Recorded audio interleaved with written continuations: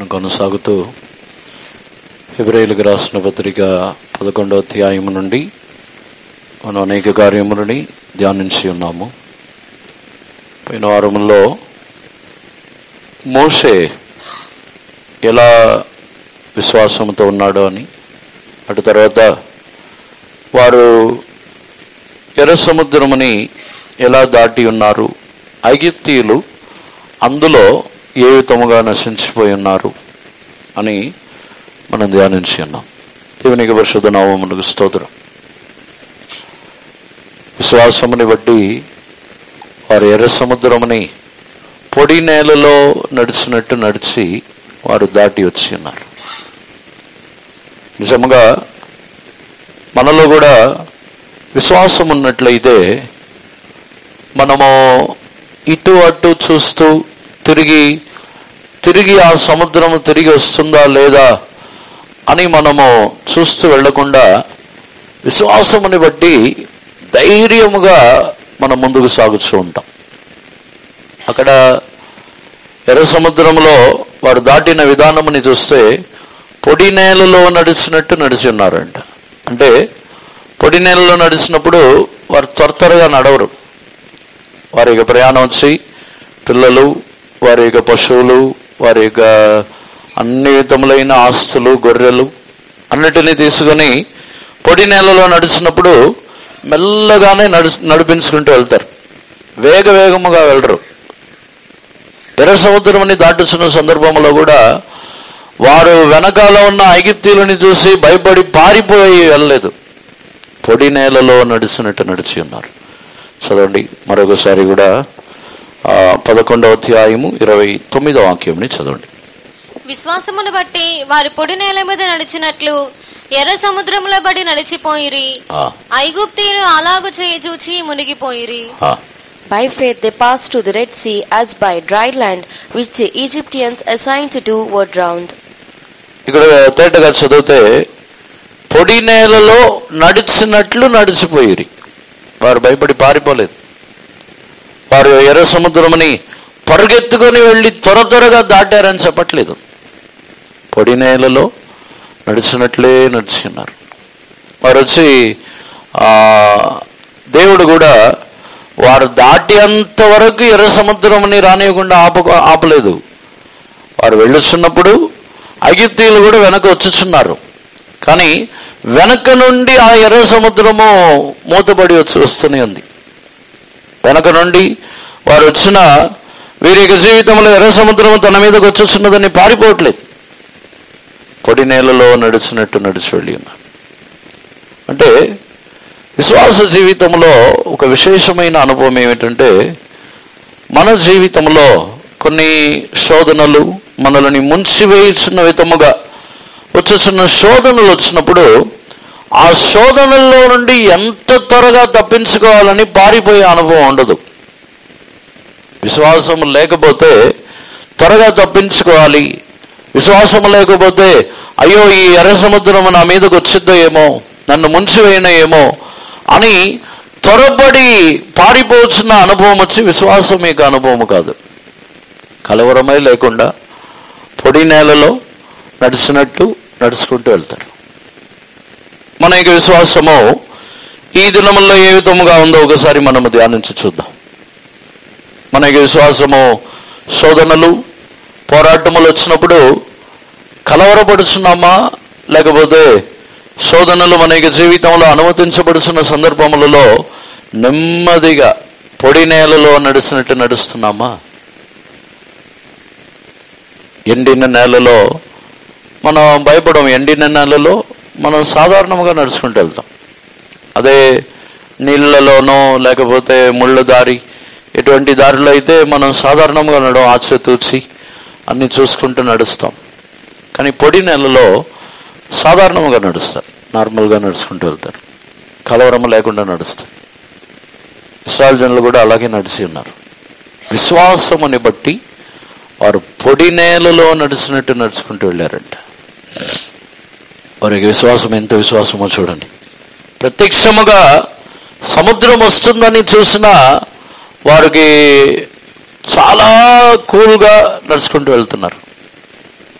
అంటే ఎర్ర సముద్రముని తమ మీదకు రానివ్వకుండా రెండుగా చీల్చిన దేవుడు నిశ్చయముగా తమ యొక్క జీవితంలో వారిని కాపాడుదరని ఒక విశ్వాసం. ఇప్పుడు మన యొక్క జీవితంలో శోధనలు, పోరాటములు, కొంతమంది మనుషుల యొక్క నిందలు, మాటలు ఇవన్నీ వచ్చినప్పుడు పారిపోతున్నామా, ఆగి స్లోగా మెల్లగా కలవరమే లేకుండా కూల్గా నడుస్తున్నామా? మనకి విశ్వాసం ఎలా ఉంది?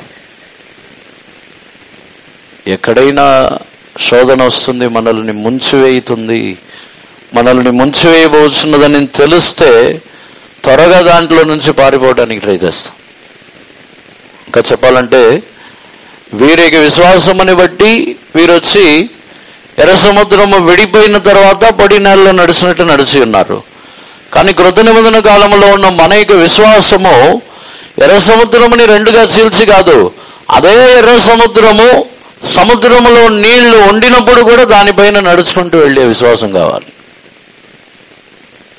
మనలో ఆ నీళ్లు క్రిందే ఉంటాయి, ఆ నీళ్లు ప్రవహించుతూనే ఉంటుంది, అయినా ప్రశాంతంగా ఏమాత్రము కలవరమే లేకుండా యేసుప్రభు వైపు తేరి చూచుచూ నడవాలి. నడుచుతున్నామా? క్రిందంతా నీళ్లు, అటు చూస్తే అలలు, గాలి ఎప్పుడు వచ్చి నన్ను ముంచేస్తుంది, ఎప్పుడు ఎలా నేను నిలబడగలను? గాలి విసిరితే పడిపోతానేమో, అలలు వచ్చి నన్ను కొడితే పడిపోతానేమో. మనకి విశ్వాసం అనేక సందర్భముల్లో కలవరము, తొందరపడుచున్నాం. మన జీవితంలో అనుమతించబడుతున్న శోధనలని గురించి తొందరపడుచున్నాం. ఒకవేళ ఇశ్రాయేలు జనులు తొందరపడి ఎర్ర సముద్రంని దాటి ఉంటే ఏం జరిగి ఉండేది? వారు స్పీడ్గా వీరు ఐగుప్తులు వచ్చేస్తున్నారు, లేకపోతే ఎర్ర సముద్రం తిరిగి వచ్చేస్తుందని చెప్పి తొందరపడి పరిగెత్తి ఉంటే జరిగేది ఏంటి? ఒకళ్ళొకళ్ళు తొక్కుకొని తొక్కిసలాటలో చాలామంది చచ్చిపోయి ఉంటారు. వారు ఇంచుమించి 6 లక్షల మంది పురుషులు, ఇంచుమించి 20 లక్షల మంది. 20 లక్షల మంది పరిగెత్తుకుంటూ వెళ్ళారంటే ఏం జరిగింది? ఖచ్చితంగా తోసుకుంటారు. 20 లక్షల మంది ఎర్ర సముద్రమని దాటిస్తున్నప్పుడు పరిగెత్తుకుని వెళ్ళి ఉంటే మాత్రం ఎన్నో వేల కొలది జనులు చనిపోయి ఉంటారు. సాధారణంగా కొన్ని వేల మంది వస్తేనే ఎక్కడైనా వెళ్ళినప్పుడు, నడిచినప్పుడు వారు పరిగెత్తనివ్వరు, ఎందుకంటే పడిపోతారు. పరిగెత్తినప్పుడు తోసేసుకుంటారు. అలాంటప్పుడు దాన్ని గురించి చెబుతున్నారు, విశ్వాసముని బట్టి వారు పొడి నేలలో నడిచినట్టు నడిచి వెళ్ళారంట. దేవునికి పరిశుద్ధ నామమునకు స్తోత్రం. అదే విధముగానే శోధనలు, పోరాటములు మన జీవితంలో అనుమతించబడుతున్న సందర్భంలో నేను తప్పించుకుంటాను, ముందు నేను తప్పించుకుంటాను, ఈ శోధనలు నాకెందుకు, నేను భరించలేను, నేను తప్పించుకుంటానని మనం ముందుకు వెళ్ళినప్పుడు తప్పించుకోవటం జరగదు, ఇక్కడ మధ్యలో తోసేసుకోవటం జరిగింది. విశ్వాసంలో కలవరం ఉండకూడదు. మనం దేవుణ్ణి విశ్వసించిన తర్వాత మన కొరకు వారికి విశ్వాసం ఏమిటంటే, తమ కొరకు ఎర్ర సముద్రమనే చీల్చిన దేవుడు తాము దాటి అంతవరకు ఎర్ర సముద్రం అని తమ మీదకు రానివ్వకుండా ఆపుతారని వారికి విశ్వాసం. మనకి విశ్వాసం తొందరపడే విశ్వాసం, అన్నిట్లో తొందర, కలవరం, అన్నిట్లో మన విశ్వాసం తగ్గిపోయినందున ఏదైనా చిన్న చిన్న శోధనలు, చిన్న చిన్న పోరాటములు, చిన్న చిన్న కష్టములు ఇవి వచ్చినా మన జీవితంలో వచ్చి మన కలవరమే. మోషే యొక్క విశ్వాసం ఆ విషయంలో ఇంకా ఎక్కువైన విశ్వాసం. మోషే ఆ ఎర్ర సముద్రంలో తన యొక్క కర్రని చాపిన తర్వాత ఇశ్రాయేలు జనులు అందరూ దాన్ని దాటి వెళ్ళేంత వరకు తాను సైలెంట్గా వెనకాలే ఉన్నాడు. మోషే ఎవడు తొందరపడలేదు. అందరు దాటిన తర్వాత మెల్లగా లాస్ట్లో తాను వెళ్తున్నాడు. మోషేకి విశ్వాసం. తిరిగి అక్కడ ఆ విశ్వాసంని బట్టి చూస్తే తాను చివరిలో వెళ్తూ దేవుడు చెప్తున్నారు, తిరిగి నీ కర్రని చాపమని చెప్పినప్పుడే ఆ ఎర్ర సముద్రం తిరిగి వస్తుంది.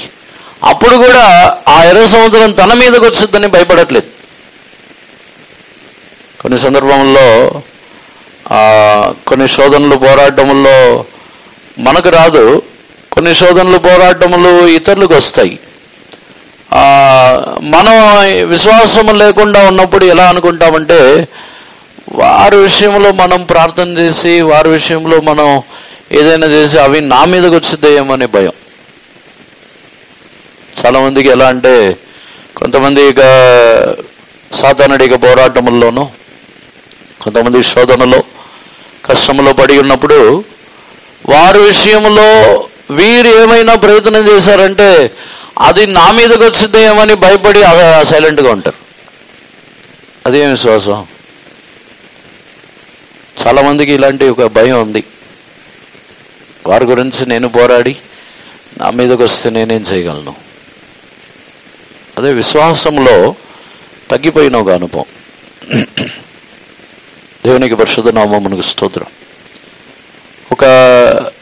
ఒక వ్యక్తి నిమిత్తము మనము పోరాడుతున్నప్పుడు, ఒక వ్యక్తికి శోధన నిమిత్తము, ఒక వ్యక్తికి జీవితంలో అనుమతించబడి ఉన్న కష్టముల నిమిత్తం మనం పోరాడుతున్నప్పుడు అదే శోధనని దేవుడు మనకు అనుమతించరు.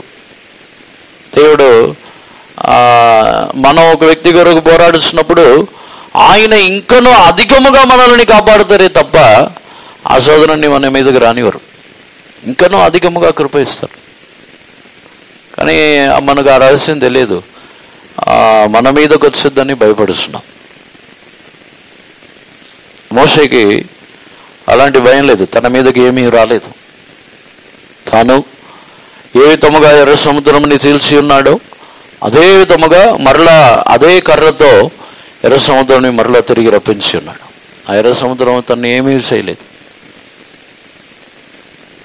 ఇశ్రాయేలు జనుల కొరకు తాను ప్రయాసపడినందున అది తను ఏమీ చేయలేకుండా పోయి ఉన్నది. దేవునికి పరిశుద్ధ నామమునకు స్తోత్రం. విశ్వాసములో ఒక నెమ్మది కలిగిన అనుభవమే ఈ యొక్క అనుభవము. దేవునికి పరిశుద్ధ నామమునకు స్తోత్రం. ఈ ఐగుప్తీయులు వారును అలాగే చూసి వారు నశించిపోయి ఉన్నారు. వారు కూడా అలాగే చూసి ఉన్నారు. ఇశ్రాయేలు జనులలాగానే దాటి వెళ్ళాలనుకుంటున్నారు, కానీ వారు నశించిపోయారు. చదవండి మరొకసారి కూడా. విశ్వాసమును బట్టి వారి పొడి నేల మీద నడిచినట్లు ఎర్ర సముద్రముల బట్టి నడిచిపోయిరి. ఐగుప్తీయులు అలాగు చూచి మునిగిపోయిరి. ఐగుప్తీయులు అలాగు చూసి మునిగిపోయిరి అంటే ఎర్ర సముద్రముని దాటడం అనేది ఒక మంచి అనుభవము. ఇశ్రాయేలు జనులు ఎందుకు దాటి వెళుతున్నారంటే వారు కనాను దేశమునకు వెళ్ళి చేరాలి.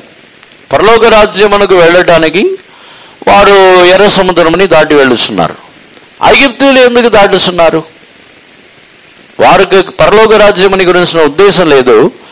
ఇశ్రాయేలు జనులని తిరిగి తమకు బానిసలుగా తీసుకుని రావాలి ఇప్పుడు, అందుకే దాటుతున్నారు. కొన్ని సందర్భముల్లో మనం కొన్ని శోధనలని మనము దాటి వెళ్ళుతున్నప్పుడు మన యొక్క ఉద్దేశముని దేవుడు చూస్తారు. కొన్ని శోధనలు పోరాటములలో మనం పరలోక రాజ్యము నిమిత్తము శోధనలని దాటి వెళ్ళుతున్నప్పుడు ఆ ఎర్ర సముద్రం అలాగే ఉంటుంది, మనల్ని ఏమీ చేయలేవు. పరలోక రాజ్యము నిమిత్తము శోధనల్ని సహించి, పరలోక రాజ్యము నిమిత్తము నిందల అవమానములని సహించినప్పుడు మనము నశించిపోము. కానీ ఇతరుల మీద కోపముతో, ఇతరుల మీద విరోధముతో, వారిని హింసించవలనని ఇతరుల మీద విరోధమైన భావముతో ఆ ఎర్ర సముద్రంని దాటినట్లయితే వాటిలో వారు నశించిపోతున్నారు. మన జీవితంలో కొన్ని శోధనలు పోరాటములలో ఇతరుల మీద కోపంతో దాటి వెళ్ళాలని అనుకోకూడదు. కొన్ని శోధనలు పోరాటములు అనుమతించబడతాయి, అప్పుడు మనం ఇతరుల మీద కోపంతో దాన్ని దాటి వెళ్తాం. నేను కూడా దాటుతాను చూడండి. నేను కూడా దాటగలను చూడండి అని ఐగుప్తీయులు కూడా తెగించి దిగారు. కానీ వారి యొక్క ఉద్దేశం వేరే ఉద్దేశముగా ఉన్నందున వారు మునిగిపోయారు. మనం వచ్చి ఏ శోధన పోరాటములు ఏదైనా సరే దాటి వెళ్ళుచున్న ఉద్దేశం పరలోక రాజ్యమై మాత్రమే ఉండాలి. కానీ కొన్ని కష్టములలో కొన్ని శ్రమల్లో మనం నిలబడతాం. దానికి కారణం కూడా ఎలా ఉంటుందంటే నన్ను ఎవరు తక్కువగా అనుకోకూడదనే కారణంతో నిలబడతాం. కొంతమంది శోధనలో కొన్ని కార్యముల్లో నిలబడే విషయమని చూస్తే అదొక ప్రెస్టేజ్ ఇష్యూ అనమాట. ఎలా అంటే నిలబడకపోతే ఇతరులు ఏమైనా తక్కువగా అనుకుంటారు కదా. కొన్ని శోధనల్లో దాటి వెళ్ళకపోతే ఇతరులు ఏమనుకుంటారో ఏమో అని ఆలోచనతో నిలబడేవారు ఉన్నారు. అలా అయితే దాటి వెళ్ళలేము. మన ఉద్దేశము మనము ఇతరుల నిమిత్తము ఏ శోధనని, ఇతరుల నిమిత్తము ఇతరులు మనల్ని గొప్పగా చూడాలని, లేకపోతే ఇతరులు మన క్రింద ఉండాలని మనం ఏ శోధనలోనూ నిలబడి ప్రయాసపడితే అదే శోధనలో ఉనిగిపోతున్నాం. దేవునికి పరిశుద్ధ నామమునకు స్తోత్రం. ఇశ్రాయేలు జనులకు విశ్వాసం శ్రేష్టమైనది. అటు తర్వాత 30వ వాక్యమునకు వచ్చినట్లయితే వారి విశ్వాసముని బట్టి ఎరిగో కోటని వారు పడద్రోసి ఉన్నారు. చదవండి. విశ్వాసమును బట్టి 7 దినముల వరకు ప్రదక్షిణము చేయబడిన తరువాత ఎరికో గోడలు కూలెను. By faith the walls of Jericho fell down after they were compassed about 7 days. దేవునికి పరిశుద్ధ నామమునకు స్తోత్రం. విశ్వాసముని బట్టి 7 దినములు వారు స్తోత్రములు చెప్పి స్తుతించి 7 దినముల వరకు దానిని చుట్టూ తిరిగి అన్ని చేసిన తర్వాత ఎరిగో కోటలు కూలిను. ఈ ఎరిగో కోటని గురించి నేను ఆలోచించినప్పుడు యెహోషువ 2 వ్యక్తులని వేగుల వారుగా రహస్యముగా ఎరిగోకు పంపిస్తున్నాడు. ఎరిగో వెళ్ళి చూసిరండి అని. ఈ ఎరిగోకు వెళ్ళి చూసి రావాలంటే వారి యొక్క విశ్వాసం ఎంతగా ఉండాలి? యెహోషువ గ్రంథంలో చదివితే 2వ అధ్యాయంలో 1వ వాక్యముని చదవండి. నూను కుమారుడైన యెహోషువ వేగుల వారైన 2 మనుషులను పిలిపించి, మీరు పోయి ఆ దేశమును ముఖ్యముగా ఎరుకోను చూడుడని వారితో చెప్పి షిత్తీమునొద్ద నుండి వారిని రహస్యముగా పంపెను. తర్వాత వారు వెళ్లి రాహాబనునొక్క వేశ్య ఇంట చేరి అక్కడ దిగగా దేశమును వేగు చూచుటకు ఇశ్రాయేలుల యొద్ద నుండి And Joshua the son of Nun sent out of Shittim 2 men to spy secretly, saying, Go, view the land, even Jericho. And they went and came into an harlot's house named Rahab and lodged there. దేవునికి పరిశుద్ధ నామమునకు స్తోత్రం. ఇక్కడ వేగుల వారు ఎరిగోటని వారి విశ్వాసముతో పడద్రోయడానికి ముందు పంపబడిన వారు ఈ వేగుల వారు. దేవునికి పరిశుద్ధ నామమునకు స్తోత్రం. ఈ వేగుల వారు దేవుని సిద్ధమైతే వేగుల వారిని గురించి ఇంకొక రోజు మనం ధ్యానించవచ్చు. వీరి యొక్క విశ్వాసముని మనం ధ్యానించినట్లయితే వేగుల వారు అనేది ఒక మంచి అనుభవం. అది ఆత్మీయ జీవితంలో వేగుల వారుగా ఉండటం అనేది ఒక శ్రేష్టమైన అనుభవం. దేవునికి పరిశుద్ధ నామమునకు స్తోత్రం. అంటే వారు సాధారణమైన ప్రజలు కాదు, వేరే వేగుల వారు కాదు. వీరు వచ్చి స్వతంత్రించుకొనబోతున్న వాటిని గురించిన వేగుల వారు. దేవునికి పరిశుద్ధ నామమునకు స్తోత్రం. సంఘంలో వేరే వేగుల వారు కూడా ఉంటారు. అక్కడ ఏం జరుగుతుంది, ఇక్కడ ఏం జరుగుతుంది అని చెప్పి వేగుల వారు స్పైస్ అన్నమాట. వారు పనికిరాని వాళ్ళొద్దు. దేవునికి పరిశుద్ధ నామమునకు స్తోత్రం. ఈ వేగుల వారు వచ్చి ఎరికో కోటకు వెళ్ళి ప్రవేశించాలంటే వారు ఎంత ధైర్యముగా ఉండాలి. ఎరికో ప్రాకారములంతా మిక్కిలి భయంకరముగా, మిక్కిలి పెద్దవిగా, అది ఎంతో సెక్యూరిటీతో ఉంటుంది. కానీ ఇద్దరు దానిని చూసి వేగుల వారుగా వెళ్ళి రహస్యముగా వెళ్ళి చూడాలంటే వారు ఎంత ధైర్యంగా వారై ఉండాలి. వారి యొక్క విశ్వాసం ఎంత అధికముగా ఉండాలి. దేవునికి పరిశుద్ధ నామమునకు స్తోత్రం. ఆ పట్టణముని వారు వెళ్ళి చూసి వచ్చేవారు, వారిద్దరు చెప్పే మాటని బట్టి వాళ్ళు వెళ్ళి ఎరికోని పట్టుకోవాలి. వాళ్ళు ఆ ఇద్దరి మీద ఆధారపడి ఉంటుంది. ఎరికో కోటకు వెళ్ళి వీరు ఆ ఎరికో కోటని ఎలా పడుతురేయాలి, ఎలా పట్టుకోవాలి, ఎలా దానిని స్వతంత్రించగలగలము, అందులో ఉన్నవారు ఎలాంటి వారు, ఎలా యుద్ధం చేయాలి, ఇవన్నీ వచ్చి ఇద్దరి మీద ఆధారపడి ఉంటుంది. ఈ ఇద్దరు ఏం చెప్తారో, ఇద్దరు వెళ్ళి పరీక్షించి ఏమేమి చెప్తారో వాటిని బట్టి యుద్ధం జరిగిద్ది. అక్కడ వాటిని బట్టి అక్కడ ఎరికో కోటని కూల్చాలి. అంటే ఈ ఇద్దరి యొక్క కార్యం ఎంత శ్రేష్టముగా ఉందో చూడండి. యెహోషువ కూడా ఇద్దరిని మాత్రం సెలెక్ట్ చేసి పంపిస్తున్నాడు. ఇద్దరిని మాత్రం. మనం ఒకవేళ మనల్ని ఇప్పుడు ఒక శాపగ్రస్తమైన పట్టణం, మనల్ని ఎవరైనా సెలెక్ట్ చేసి పంపిస్తే ఎలా ఉంటుంది? ఒకసారి మనల్ని ఆ ప్లేస్లో ఉంచి చూడండి. ఆ ఎరికో అనేది మిక్కిలి భయంకరమైన పట్టణం. అదొక శాపగ్రస్తమైనది, భయంకరమైన ప్రాకారములతో అన్ని బందోబస్తులతో నిండిన ఒక పట్టణం. మనలో ఇద్దరిని సెలెక్ట్ చేసి అక్కడికి పంపిస్తున్నారు అనుకోండి, వెళ్తామా?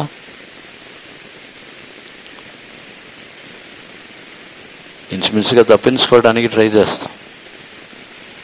మా వలన కాదండి, మేము వెళ్ళలేమండి, మేము చేయలేమండి అని ఇంచుమించుగా మ్యాక్సిమం తప్పించుకోవడానికి ట్రై చేస్తాం. అని ఎరికో కోట విశ్వాసముని బట్టి వారు పడద్రోసి ఉన్నారని రాయబడి ఉన్నది. ఆ విశ్వాసముని కలిగించేదే వీరిద్దరు.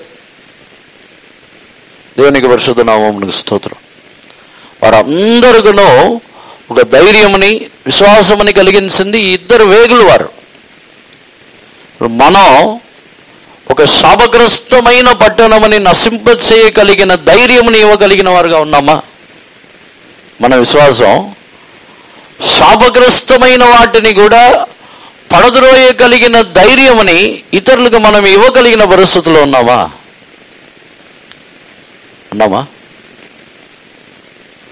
మనకి విశ్వాసం దేవుడు మనకిచ్చిన ఆశీర్వాదముల మీద మాత్రమే కాదు.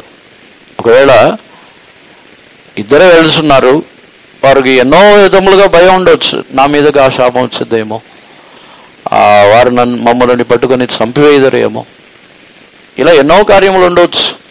తిరిగి వస్తామో అనేది కూడా తెలియదు. కానీ వారి ఇద్దరు ద్వారానే ఎరికో కోట పడద్రోయబడింది. వారు చెప్పిన మాటలు, తిరిగి వచ్చి చెప్పిన మాటలు.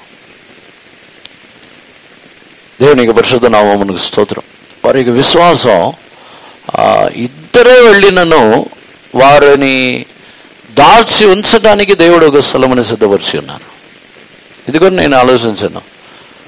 మనం ఎవరైనా వెళ్ళి ఒక స్పెషల్ క్యాండిడేట్ అన్నమాట. స్పై అంటే ఒక విశేషమైన వ్యక్తి. మనల్ని ఇశ్రాయేల్ జనులు అంతా సెలెక్ట్ చేసి, అదే 20 లక్షల మంది, వారిలో ఇద్దరిని మాత్రమే సెలెక్ట్ చేసి పంపిస్తున్నారు. మనం వెళ్ళి ఒక వేశ్యకి ఇంట్లో ఉంటామా? ఉంటారా? ఆమె వచ్చి ఒక వేశ్య, రాహాబ్ వచ్చి ఒక వ్యభిచారం చేసే ఒక స్త్రీ.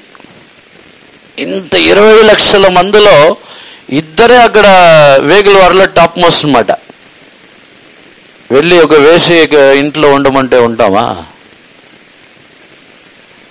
నా క్వాలిటీ ఏంటి, నేనేంటి ఇక్కడ ఉండేది? వెంటనే ఈ పాపపు స్త్రీ ఇంట్లో నేను ఉండటం ఏంటి? ఈ పాపపు స్త్రీ ఇంట్లో నా జీవితం ఎంత, ఈ స్త్రీ జీవితం ఎంత? అదొచ్చి విశ్వాసం లేని మాట. దాని గురించి నేను ఆలోచించినప్పుడు ఎలా వారు ఒక వేశ్యకి ఇంట్లో ఎలా ప్రవేశించి ఉండగలిగారు? వారు విశేషంగా చెప్పాలంటే ఇశ్రాయేలు జనుల మధ్యలో వారు మంచి పేరు గలవారు. వారికి మంచి పేరు ఉంది. యెహోషువనే సెలెక్ట్ చేస్తున్నాడు వాళ్ళిద్దరిని. వారికి మంచి పేరుంది. వారు వెళ్ళి చెప్పే మాటని అందరూ కూడా ఇశ్రాయేల్ జనులు అందరూ కూడా నమ్మే పరిస్థితిలో ఉన్నారు. వారిద్దరు వెళ్ళి ఎలా, అయ్యో వేశ్యకి ఇంట్లో వెళ్తే మా పేరు చెడిపోద్ది కదా, వేశ్యకి ఇంట్లోకి వెళ్తే ఎందుకు వెళ్తారు అనుకుంటారు? ఇద్దరు వెళ్ళి ఒక వేశ్యకి ఇంట్లో ప్రవేశించుచున్నారు, ఎందుకు వెళ్తున్నారు అనుకుంటారు? వేగులు వారు వచ్చారనుకుంటారా? అలా అనుకుంటారా? అనుకోరు. అక్కడ చూసినట్లయితే విశ్వాసం, ఎరికో కోటని పడద్రోయించిన ఒక విశ్వాసం కలగాలంటే ఆ యొక్క నిందని కూడా వారు భరించాలి. ఆ నిందని కూడా సహించగలిగిన పరిస్థితుల్లోనే వెళ్ళాలి. దేవునికి పరిశుద్ధ నామమునకు స్తోత్రం. శాపగ్రస్తమైన వాటిని పడద్రోయాలంటే నిందలని కూడా భరించగలిగిన ఒక విశ్వాసం కావాలి. పేరు కాపాడుకుంటే, ఇప్పుడు ఎరిగోకు వెళ్ళిన ఇద్దరు మా పేరు కాపాడుకోవాలని చెప్పి ఆ ఊరిలో చాలా మంచి వాళ్ళు, పరిశుద్ధులు ఎవరు, ఆ ఊరిలో నీతిమంతులు ఎవరు అని వెతుక్కుంటూ వెళ్ళి ఆ ఇంట్లో ఉంటే ఏం జరిగిద్ది? పేరు ఉంటుంది కానీ వాళ్ళు ఉండరు. పేరు బాగానే ఉంటుంది, వాళ్ళు వేసేకి ఇంట్లో వెళ్ళదు. చూడండి, వాళ్ళు దాక్కోవటం కూడా ఎంత నీతిమంతుడేకి ఇంట్లో దాక్కున్నారు, పరిశుద్ధుడేకి ఇంట్లో దాక్కున్నారని చెప్తారు, కానీ వాళ్ళు బ్రతికి ఉండరు. ఆ పరిశుద్ధుడు ఆ నీతిమంతుడే అప్పగిస్తాడు. పరిశుద్ధుడేకి ఇంట్లోనే దాక్కుంటారు, నీతిమంతుడేకి ఇంట్లోనే దాక్కుంటారు, కానీ అప్పగించేది వాళ్ళే. దేవునికి పరిశుద్ధ నామమునకు స్తోత్రం. నిందని వారు భరించడానికి సిద్ధపడి ఉన్నారు. వారికి పేరుతో సంబంధం లేదు. తమ యొక్క వేశ్యకి ఇంట్లో ప్రవేశించి ఉన్నారని చెప్పినప్పుడు, పరిశుద్ధ గ్రంథంలో ఒక వేశ్యకి ఇంట్లో ప్రవేశించి ఉన్నారు, అక్కడ బస చేయడానికి వెళ్ళి ఉన్నారని చెప్పబడి ఉన్నది. జనులందరూ చూసినప్పుడు ఏమని అనుకుంటారు? ఏమని అనుకుందరు? ఇప్పుడు మనమే అక్కడ ఉన్నాం అనుకోండి, మన థాట్ ఏముంటుంది? ఎక్కడ దాకా వెళ్ళిద్ది మన థాట్, మన తలంపు?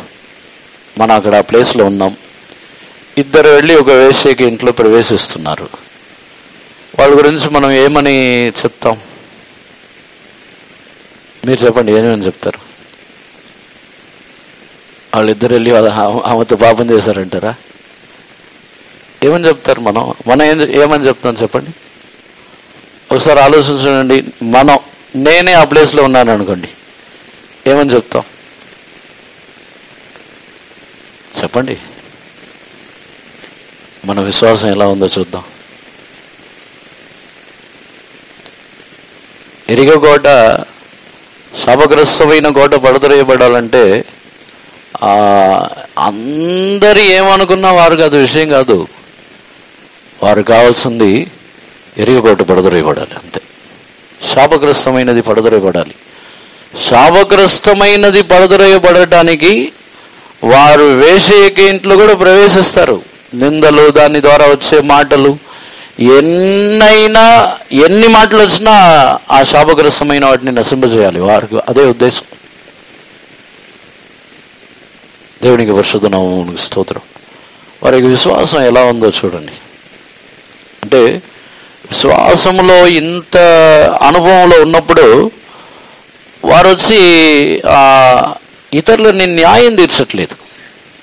వారు వచ్చి వెళ్ళి ఇలా న్యాయం తీర్చి ఆ ఎరిగో కోటని పట్టుకోవాలని అనుకోవట్లేదు. మనకు విశ్వాసం ఉంటుందా ఇప్పుడు?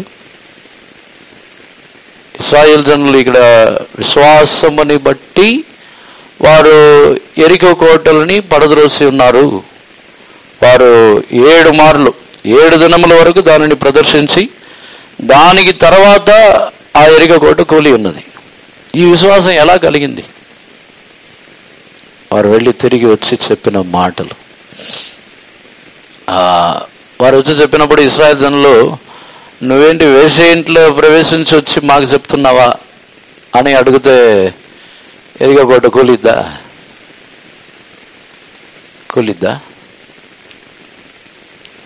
నువ్వు ప్రవేశించిందే రాహాబుకి ఇంట్లో, రాహాబేకింట్లో ప్రవేశించి వచ్చి మాకు నువ్వు చెప్తున్నావా?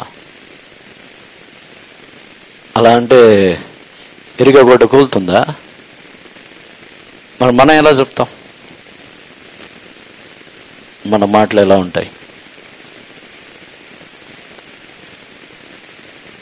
మనకొచ్చి మన విశ్వాసం, చాలామందికి విశ్వాసం ఎలా ఉంటుందంటే మాట్లాడితే చాలు ఇంకా అన్ని పాపం అన్నీ జరిగిపోయిందని చెప్తాం. మన విశ్వాసం అది. దేవునికి పరిశుద్ధ నామమునకు స్తోత్రం. దీన్ని నేను ఆలోచించా. వీళ్ళు వేశ్యకి ఇంట్లో ప్రవేశించారు, వేరే ఇల్లే దొరకలేదా వీళ్ళకి?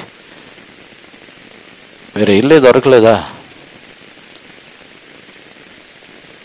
అక్కడ ఆమెకు తర్వాత ఆమె తర్వాత చెబుతుంది, వారిని దాచిపెట్టి ఉన్నది. తర్వాత తన మనసులో ఉన్న వాటిని చెప్తుంది. నాలో ఇలా మీ దేవుడి గురించి నాకు తెలుసు అన్నీ ఆమె తర్వాత చెప్తుంది. కానీ వారు వెళ్ళినప్పుడు వారికి తెలియదు ఆమె అలా విశ్వాసంతో ఉందని, అలా వారికి తెలియదు. కానీ ఆ ఇంట్లో ప్రవేశిస్తేనే వారి జీవితంలో ఆ నింద వస్తేనే వారు కాపాడబడతారు. ఆ నింద వస్తేనే బ్రతికి ఉంటారు.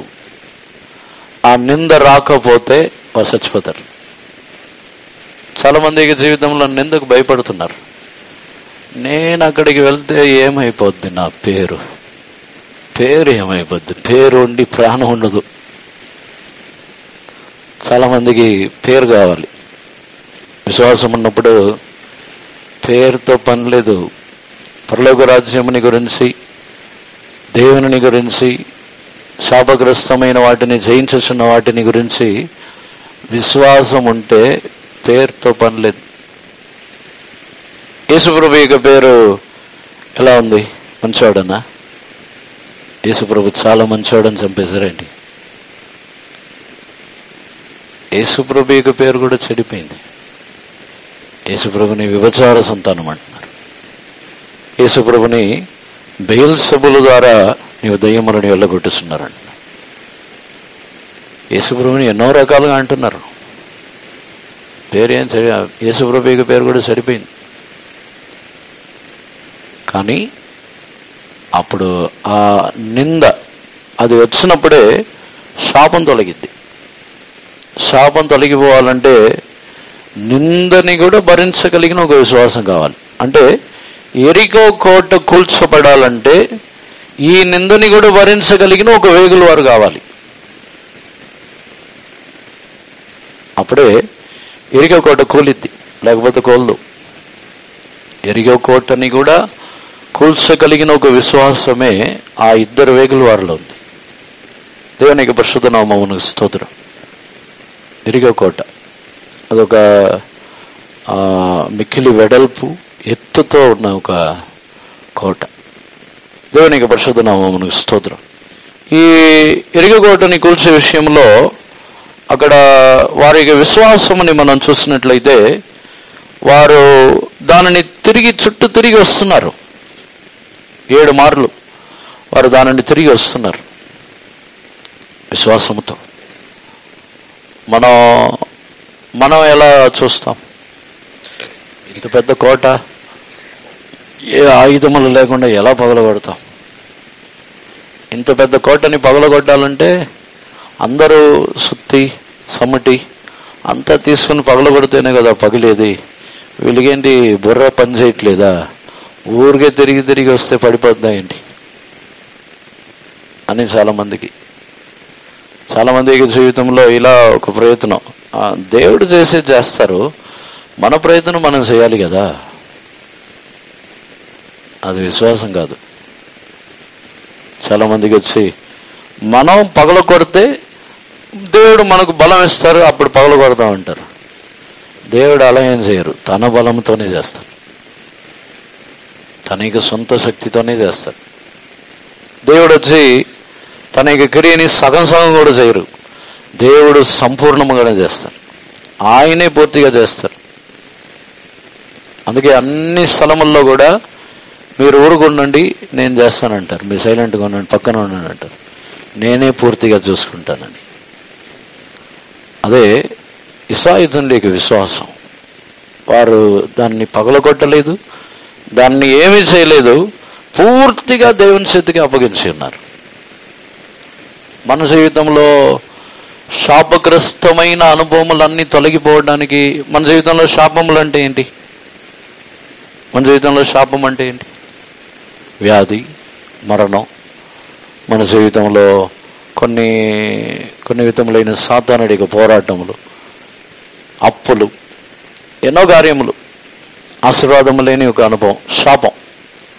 శాపం తొలగిపోవడానికి మనం ప్రయాసపడేది ఏం చేస్తాం? వ్యాధి అనే ఒక శాపం. ఈ శాపం తొలగిపోవడానికి మనం ఏం చేస్తాం?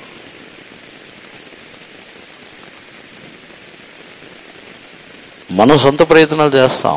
మనం కూడా ప్రయత్నం చేయాలి కదా, అప్పుడే కదా దేవుడు వ్యాధిని స్వస్థపరిచేది. మరణం సొంత ప్రయత్నాలు చేస్తాం తప్పించుకోవడానికి. కొన్ని మన జీవితంలో, కొందరికి జీవితంలో కొన్ని ఆశీర్వాదం లేని క్రియ వచ్చిన వెంటనే సొంత ప్రయత్నాలు, అప్పులు, లోన్లు అని సొంత ప్రయత్నాలు చేసి దాంట్లో దేవుడు క్రియ చేయాలని అడుగుతాం. చాలామంది ప్రార్థన చేయడానికి అడగడానికి వచ్చినప్పుడు లోన్ దొరకాలని ప్రార్థన చేయి. లోన్ దొరకడానికి ప్రార్థన ఎందుకు? మాకు లోన్ దొరకాలని ప్రార్థన చేయి. లోన్ లేకుండానే దేవుడు క్రియ చేయలేరా? దేవుణ్ణి అంతేనా అనుకుంటున్నారు? దేవుని శక్తి అంతేనా? చాలామందికి మేము హాస్పిటల్కి వెళ్తున్నాం, దేవుడు స్వస్థపరచాలని ప్రార్థన చేయండి. అదే మాట వెళ్ళకుండా అడగండి. వెళ్ళి క్రియ చేయడం కంటే వెళ్ళకుండా దేవుడు క్రియ చేయగలరుగా? మన జీవితంలో చాలా విషయాల్లో దేవుని శక్తిని తక్కువ అంచనా వేస్తున్నాం, దేవుని యొక్క క్రియని తక్కువ అంచనా వేస్తున్నాం. ఇశ్రాయేలు జనులు విశ్వాసముని బట్టి వారు 7 దినములు ప్రత్యక్షించి ఉన్నారంటే అక్కడ వారి జీవితంలో వచ్చి వారు దేవుణ్ణి తక్కువ అంచనా వేయలేదు. వారు ఏం చేయలేదు, వారు సనుక్కోలేదు కూడా. యెహోషువ వచ్చి 7 రోజులు తిరగమంటున్నాడు, అక్కడ వారు ఎవ్వరు కూడా ఏం మాట్లాడలేదు. దేవుని శక్తిని పూర్తిగా విశ్వసించారు. మనకు అలాంటి విశ్వాసం ఉందా? ఒక్కొక్క రోజు పెరిగే కొద్దీ మన విశ్వాసం తగ్గిపోతూ ఉంటుంది. ఒక్కొక్క రోజు పెరిగే కొద్దీ మన జీవితంలో అధైర్యము, పోరాటం, దాన్ని వదిలేస్తాం, పోరాటముని వదిలేస్తాం. దేవునికి పరిశుద్ధ నామమునకు స్తోత్రం. వారి 6 రోజులు ఒక్కొక్కసారి తిరిగారు. 7వ రోజులు వచ్చినప్పుడు 7 మార్లు తిరగమంటున్నాడు. వాళ్ళకి ఇలా సందేహం వచ్చి ఉండొచ్చు కదా, 6 రోజులు ఇలా తిరిగా ఏమి జరగలేదు, ఒక్క రాయి కూడా కదలలేదు, 7వ రోజు ఏమైపోద్దని. మన జీవితంలో కూడా ఇలా టెస్ట్ చేస్తాం. ఒక్కొక్క రోజుకి, ఒక రోజు కొంచెం తగ్గిందా, సరే దేవుడు క్రియ చేస్తున్నారు. 2వ రోజు కొంచెం తగ్గితే ఇంకా దేవుడు క్రియ చేస్తున్నారు. కొన్ని రోజుల వరకు ఏమి జరగకుండా ఉంటే, ఏం జరగట్లేదు, ఏం క్రియ జరగట్లేదు, స్వస్థత వచ్చిద్దా రాదా, విడుదల వచ్చిద్దా రాదా, ఎన్ని రోజులు అయిపోయింది, ఏ క్రియ జరగట్లేదు, అసలు ఏమీ కదలట్లేదు, దేవుడు క్రియ చేస్తారా లేరా అనుకోవట్లేదా? ఇలా అనుకోవట్లేదా? వారు కూడా ఖచ్చితంగా అనుకుని ఉంటారు కదా. 6 రోజులు ఇంత గట్టిగా స్తోత్రం చెప్తున్నాం, 6 రోజులు దేవుణ్ణి స్తుతించి తిరిగి వస్తున్నాం ఇంత కష్టపడి, కొంచెమైనా గ్యాప్ ఏదైనా గీత పడి ఉంటే ఆ ప్రాకారంలో కొంచెం గ్యాప్ ఏదైనా కనబడిద్దని చూసి ఉంటారు కదా. మనం చూడట్లేదా? ఏ గ్యాప్ కనపడలేదు 6 రోజులు. 7వ రోజు కూడా చూసి ఉంటారు, ఉదయమే లేచి ఏదైనా కొంచెమైనా క్రాక్ ఏదైనా వచ్చిందా అని ప్రాకారానికి. ఏ క్రాకులు లేవు. 7వ రోజు కూడా లేవు. మన ఎలా విశ్వసిస్తున్నాం దేవుణ్ణి? వారి విశ్వాసముని బట్టి 7 దినములు అలాగే చేసి ఇరిగగొట్టని కూల్చి ఉన్నారు. మనం వచ్చి ఒక్కొక్క రోజుకి టెస్ట్ చేస్తాం, ఇది జరిగిందా, ఇప్పుడు కొంచెం పర్వాలేదు, కొంచెం దేవుడు క్రియ చేశారు, ఓకే, అప్పుడు నమ్మకం వచ్చింది. కొంచెం క్రియ చేసిన వెంటనే నమ్మకం వచ్చి ఇంకా దేవుడు క్రియ చేస్తారని. అది కూడా కొంచెం జరిగిన తర్వాత ఇంకా కొన్ని రోజులు గడిచిన తర్వాత కొంచెం అయింది, ఇంకా ఏం జరగట్లేదు, వెంటనే ఇంకా ధైర్యం వచ్చేస్తుంది. విశ్వాసం వచ్చి మన జీవితంలో ఎలా దేవుణ్ణి విశ్వసించుచున్నామంటే, దేవుడు వచ్చి ఏదో కొంచెం కొంచెం మన జీవితంలో ఏదో కొంచెం క్రియ చేసే దేవుడు కాదు. ఆయన అన్నిటినీ సకాలంలో సంపూర్ణముగా చేయిస్తున్న దేవుడు. మనం దేవుణ్ణి ఎలా విశ్వసించుచున్నామంటే, కొంచెం క్రియ కాదు, కొంచెం క్రియని చూడటం కాదు, పూర్తిగా సంపూర్ణముగా చేస్తున్న దేవుడే మనకి దేవుడు. వారి యెరికో కోటలో ఆ విశ్వాసంని దేవుడు వారి యొక్క విశ్వాసంని చూశారు. వారు 6 రోజులు తిరిగారు, వారు వచ్చి ఆగిపోలేదు. 7వ రోజు కూడా 7 మార్లు తిరుగుతున్నారు. 7వ రోజు కూడా 6 మార్లు తిరిగినప్పుడు కూడా ఏ గ్రాగొచ్చి ఉండదు. 7వ మార్లు తిరిగినప్పుడు అప్పుడు ఆ ప్రాకారం ఒకేసారిగా పడుదరేయబడింది, కొంచెం కాదు. అందుకే మనకి విశ్వాసంలో మనం దేవుని యందలి ఒక విశ్వాసం ఏమిటంటే, దేవుడు మనకి జీవితంలో మనల్ని ఆశీర్వదిస్తారని, మనల్ని విడిపిస్తారు, స్వస్థపరుస్తారని మాత్రం కాదు, ఆయన సంపూర్ణుడు. ఆయన వచ్చి అన్నిటినీ సకాలములో సంపూర్ణముగా చేస్తున్న దేవుడు. దాంట్లో డౌటే లేదు, దాంట్లో మనకి ఏ సందేహం లేదు. ఈ కార్యం జరిగిద్దా, ఇంతవరకు కొంచెం కదలిక కూడా లేదే. చాలామంది ఇతరుల యొక్క జీవిత విషయంలో కూడా మనం చూడవచ్చు. ఇతరుల యొక్క జీవితంలో వారిని శాపము నుండి విడిపించాలని మనం పోరాడుతున్నప్పుడు వారిలో కొంచెం మార్పుని కూడా మనం చూడలేం. ఇంకా ఎక్కువ అవచ్చు, ఇంకా వారి యొక్క జీవితంలో దిగజారిపోయి ఇంకా దుష్ట స్వభావములు, ఇంకా పలు రకములుగా చెడిపోయే పరిస్థితికి వస్తారు. కానీ మనం దేవుని యొద్ద పోరాడటం అని మానివేయకూడదు. మనకు అసలు 1% కూడా నమ్మకమే లేని పరిస్థితి, ఏ కదలిక ఉండదు, ఎటువంటి క్రియ ఉండదు, అయినా దేవుడు చేస్తారని నమ్మాలి. దేవుడు సకాలంలో చేస్తారు, ఆయన సరైన సమయంలో చేస్తారు. ఒకవేళ కొన్ని క్రియలు వచ్చి మనం బ్రతికి ఉన్నప్పుడు కూడా జరగదు. అంటే మనం విశ్వసించిన కార్యము ఒకవేళ మనం బ్రతికి ఉన్నప్పుడు జరగకపోవచ్చు, కానీ ఖచ్చితంగా జరిగిద్ది. చనిపోయిన తర్వాత అయినా విశ్వాసం మారదు, అది జరిగిద్ది. అదే దేవుని యందు ఉన్న విశ్వాసం. దేవునికి పరిశుద్ధ నామమునకు స్తోత్రం. మోషే విశ్వాసముతో ఇశ్రాయేలు జనులని తీసుకుని వచ్చేసాడు. మోషే చనిపోయాడు కాబట్టి మోషే యొక్క విశ్వాసముని బట్టి అక్కడ మోషే చనిపోయాడు కాబట్టి కనాన్ దేశంలో ప్రవేశించకుండా ఉన్నారా? లేరు. విశ్వాసముని బట్టి ఎలా తీసుకొచ్చాడో అది అలాగే జరిగింది. మోషే చనిపోయాడు కాబట్టి జరగకుండా ఆగిపోదు. అన్ని సరైన సమయంలో, సకాలములో, సంపూర్ణముగా అన్ని కరెక్ట్గా జరుగుతాయి. అదే దేవుని యందు ఉన్న విశ్వాసం. మనకి ఈ దినముల్లో అటువంటి ఒక విశ్వాసంని దేవుడు మనకు దయచేయాలి. దేవుని ఉచితమైతే వచ్చే వారంలో మనం రాహాబు యొక్క విశ్వాసముని గురించి ధ్యానించవచ్చు. అందరిని కూడా కన్నులు మూసుకున్నదాము. మన యొక్క ఆత్మీయ జీవితంలో ఎర్ర సముద్రములో వారు ఎంత నెమ్మదిగా పొడి నేలలో నడిచినట్టు నడిచి ఉన్నారో, శోధనలు, పోరాటములు, కష్టములు, మనకు విరోధులు వీరందరూ వచ్చినప్పుడు మనం ఎలా నడుచుచు వెళుతున్నాం, మనం ఎలా ముందుకు సాగుతున్నాం? మెల్లగా కూల్గా వెళ్ళుచున్నామా, కలవరపడుచున్నామా? తప్పించుకొని పారిపోవాలనుకుంటున్నామా, లేకపోతే విశ్వాసముతో ముందుకు సాగుతున్నామా? మనకు అటువంటి విశ్వాసం కావాలి. ఈ యెరికో కోటని పడద్రోసి వాటిని పడద్రోసి ఒక విశ్వాసముని ఆ వేగులు వారు కలిగించి ఉన్నారు. మనలో కూడా అటువంటి ఒక విశ్వాసం కావాలి. మనలో ఆ విశ్వాసం కావాలంటే నిందని భరించగలిగిన ఒక విశ్వాసం కావాలి. వాటి ద్వారా ఎన్ని మాటలైనా రావచ్చు, ఎవరైనా ఏమైనా అనుకోవచ్చు, చెడుగానే అనుకోవచ్చు, ఏదైనా అనుకోవచ్చు, పేరంతా చెడిపోవచ్చు. కానీ శాపగ్రస్తమైన కోట పడద్రోయబడాలి. అదే మన యొక్క ఉద్దేశం. పేరు కాపాడుకోవాల్సిన అవసరం లేదు. అందరిని కూడా సమర్పించుకున్నదాము. ఈరోజు దేవుని సన్నిధానంలో మన యొక్క విశ్వాసము కొంచెము జరిగే క్రియని బట్టి కాదు, పూర్తిగా దేవుని క్రియ మనం చూడాలి. పూర్తిగా దేవుని క్రియ జరిగేంత వరకు మనం కనిపెట్టాలి.